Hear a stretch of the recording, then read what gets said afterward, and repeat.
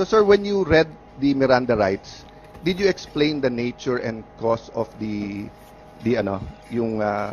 crime that he's being accused of? So, did you or any of the people who were serving the warrant explain to him the elements of the crime? Yes, sir. The whole So, warrant was what are actually given to them. So, just because it's simple naman, what are the elements of the crime against humanity na may murder? If you explain to him, then you can explain to me, di ba? So, what's the elements? During the time, sir, it was not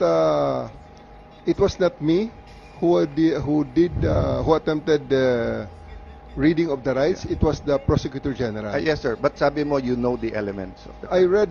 I read to him in toto what was written Yes. on the warrant, sir. I read the warrant. Wala doon yung elements of the crime.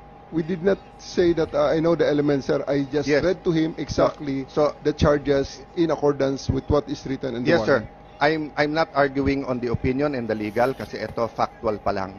But my point is, when you arrest a Filipino citizen for theft, for inciting to sedition, etc., meron po tayong legal maxim that ignorance of the law is not an excuse thereof. So, we are, as Filipino citizens, dapat alam natin yung law, di ba? So, pag inarrest mo yung isang tao, ano yan, bagransya. Sandali lang, sir.